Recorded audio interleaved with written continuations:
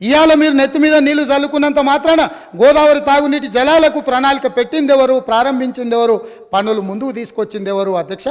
ప్రాణహిత చేవెళ్ల ప్రాజెక్టును ఆనాడు దేవేందర్ గౌడ్ గారు పాదయాత్ర చేసి తెలంగాణ ప్రజలకు ప్రాణహిత చేవెళ్ల ప్రాజెక్టు కావాలి అని అంటే ఒక తెలంగాణ బిడ్డగా దేవేందర్ గౌడ్ గారు కాంగ్రెస్ పార్టీ కాకపోయినా ఆనాటి కాంగ్రెస్ పార్టీ ఈ ప్రాజెక్టు ద్వారా 14 లక్షల ఎకరాలకు 38,400 కోట్ల రూపాయలతోటి నీళ్లు ఇవ్వాలని ఉక్కు సంకల్పంతో డాక్టర్ బాబాసాహెబ్ అంబేద్కర్ ప్రాణహిత చేవెళ్ల ప్రాజెక్టును ప్రారంభించారు. పెద్దలు వెంకటస్వామి గారి సూచనతోని ఆ పేరును పెట్టినరు. పనులు ప్రారంభించి చేవెళ్లలో అర్ధాంతరంగా ఆగిపోయిన పనులకు ఎవరు బాధ్యత తీసుకుంటారని నేను అడుగుతున్నా అధ్యక్ష.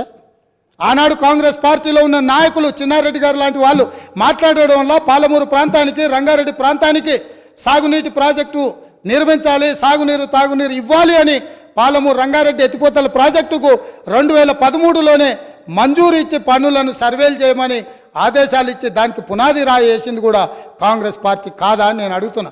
ఉమ్మడి రాష్ట్రంలో చివరి జీవో నెంబర్ 69 నారాయణపేట కొడంగల్ ఎత్తిపోతల పథకానికి 8.5 టీఎంసీలతో 1,500 కోట్ల రూపాయలతో 1,07,000 ఎకరాలకు సాగునీరు తాగునీరు ఆ ప్రాంతానికి అందించాలని ప్రాజెక్టు ఆమోదిస్తే నికర జలాల కేటాయింపుతోనే ఆనాడు గవర్నర్ గారు జీవో ఇస్తే ఆ జీవోను ఈనాటి వరకు తుంగలు తొక్కిపెట్టి నారాయణపేట కొడంగల్ ప్రాంతాన్ని ఎడారిగా మార్చింది వాళ్ళు కాదా? ఈ వివక్ష వీళ్ళు చేసింది కాదా అని నేను అడుగుతున్నా అధ్యక్ష. ఇదేనా ఈ తెలంగాణ రాష్ట్రంలో తెలంగాణ వాడు ముఖ్యమంత్రిగా ఉండి తెలంగాణ ప్రాంతాన్ని పరిపాలిస్తున్నాడు అన్నప్పుడు ఎందుకు మా ప్రాంతాలు వివక్షకు గురైనాయి? మా ప్రాంతాలు ఈ రోజుకి వలసల ప్రాంతంగా ఎందుకు ఉన్నది? ఈ వలసలకు, ఈ చావులకు వీళ్ళు కారణం కాదా అని నేను అడుగుతున్నా అధ్యక్ష.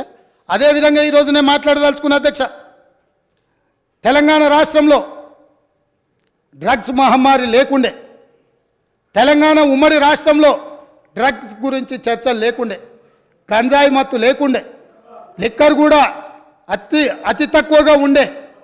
కానీ ఇవాళ ఏ పేపర్ చూసినా, ఏ టీవీ చూసినా గంజాయి మత్తులో దాడులు జరుగుతున్నాయని, సింగరేణి కాలనీలో 6 సంవత్సరాల పసిగుండను గంజాయి మత్తులో రేపు మర్డర్ చేస్తే ఈ ప్రభుత్వం అచేతనంగా ఉండిపోయింది.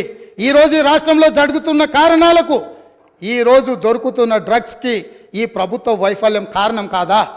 ఈ ప్రభుత్వం డ్రగ్స్కు సంబంధించి విచారణ మీద సిట్ వేసి ఆ సిట్లో ఉన్న అధికారిని అర్ధాంతరంగా ఎందుకు బదిలీ చేసిండ్రు? అతను ఎక్కడికి పోయింది? ఆ సిట్ ఎక్కడికి పోయింది? ఆ విచారణ ఎక్కడికి పోయిందని నేను అడుగుతున్నా అధ్యక్ష. ఈ ప్రభుత్వం యొక్క వైఫల్యాన్ని కప్పిపుచ్చుకోవడానికి, విచారణలో లోపాలను దాచిపెట్టడానికి చేస్తున్న ప్రయత్నంలో నేనే స్వయంగా ఆనాడు 2017లో తెలంగాణ రాష్ట్ర ఉమ్మడి హైకోర్టులో పబ్లిక్ ఇంట్రెస్ట్ లిటిగేషన్ వేసి ఈ విచారణ మీద ఎన్ఫోర్స్మెంట్ డైరెక్టరేటు, DRI, ఈ నార్కోటిక్స్ డిపార్ట్మెంట్ అన్నిటిని కూడా ఒక సిట్ను ఏర్పాటు చేయాలని హైకోర్టులో కేసు వేస్తే 2021 వరకు నేను కొట్లాడితే తెలంగాణ రాష్ట్ర హైకోర్టు ఈడీకి మొత్తం సమాచారాన్ని చేసిన విచారణను బదిలీ చేయమని హైకోర్టు ఆదేశాలు ఇచ్చిన ఈ రాష్ట్ర ప్రభుత్వం వివరాలన్నీ దాచిపెట్టింది అధ్యక్ష.